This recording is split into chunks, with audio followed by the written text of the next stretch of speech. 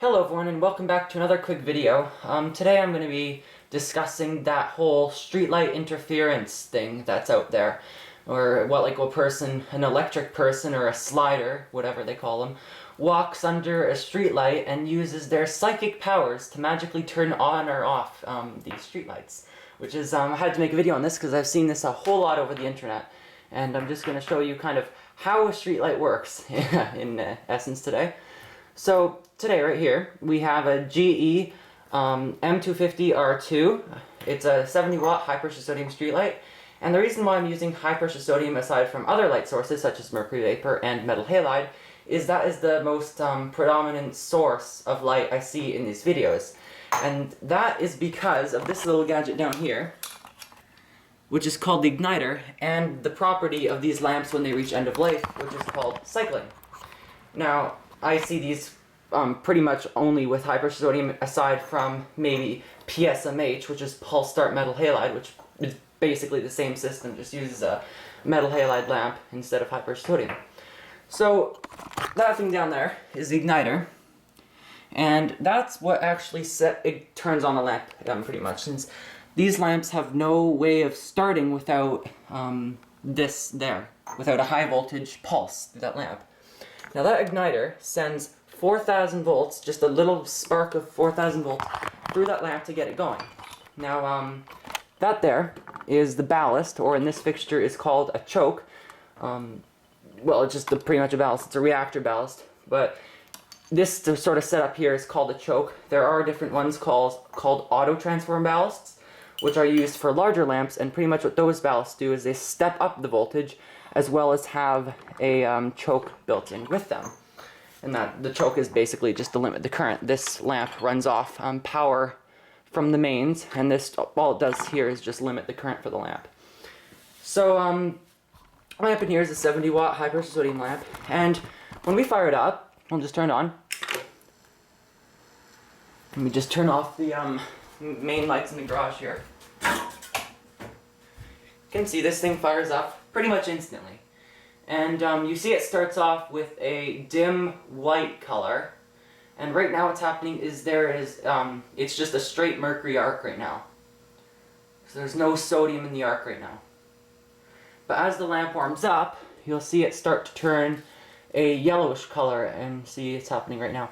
And that yellowish color is the sodium metal vaporizing into the arc stream. So it turns yellow. So that's that whole color change thing cleared up. And if this light is pretty much not dead and working properly, it should warm up to a fairly orangish color of light, pretty much almost white, but has a slight hint of orange in it. Now right now, the color is a very deep yellow. There's no white in it at all right now because it's pretty much just a sodium arc.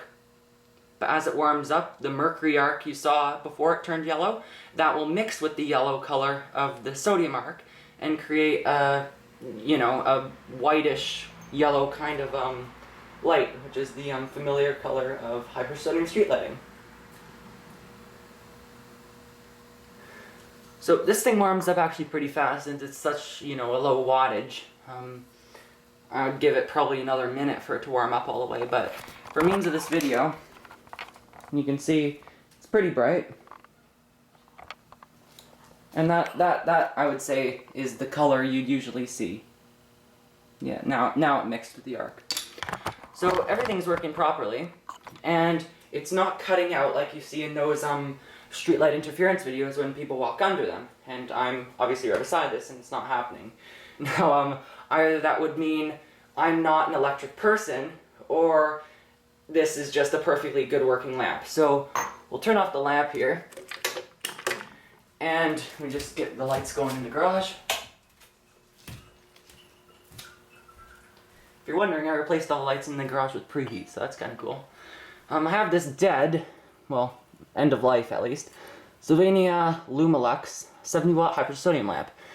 Although the shape is different, it is pretty much exactly the same. Just the brand's being different. So we'll take out this lamp here. We'll put in this lamp here, the dead one.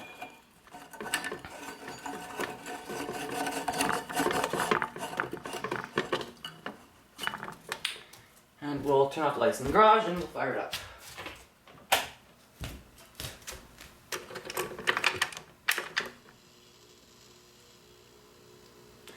As you can already tell, this is much dimmer than the first one because it's been used quite a lot.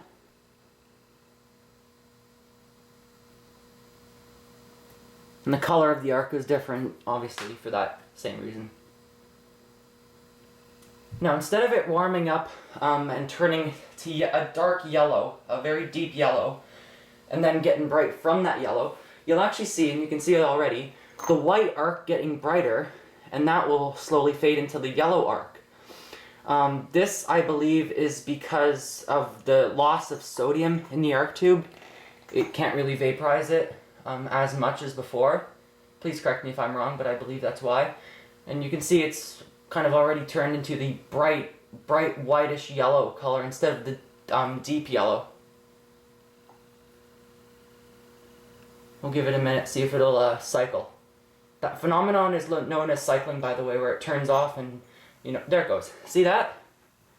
That now shut off. Now the reason this thing shut off is because when this lamp gets warm, when it warms up, because of this lamp is old, as the lamp warms up, older lamps, well, at least used lamps, they want more voltage from the ballast, and as the arc voltage rises, the ballast cannot provide that enough voltage for the arc for the lamp to sustain an arc.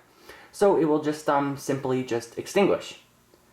And this will happen infinitely until either the fixture is shut off or the bulb is replaced.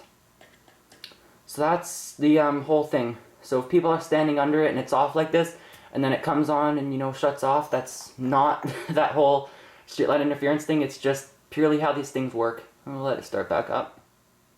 I don't know if you can hear that, but you can hear the igniter kind of buzzing. And also another thing to mention is this lamp here is being pulsed with 4,000 volts. And you can see it. There it goes. So I don't think a person can really emit 4,000 volts in the air.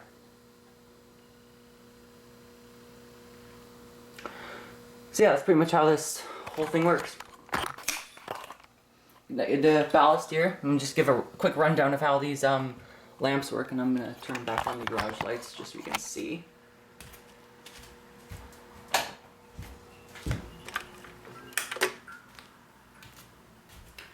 So that there is the ballast. This here is igniter, and you'd sometimes see a capacitor, but that's not really important in this case. All that does is lower the line amps and raise the power factor.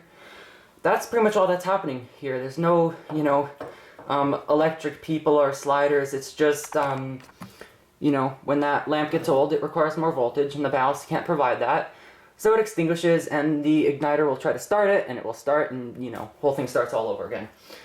So, yeah, that's pretty much why that whole streetlight interference thing is a bunch of crap, really. Anyway, thanks for watching, and I hope you enjoyed. See ya.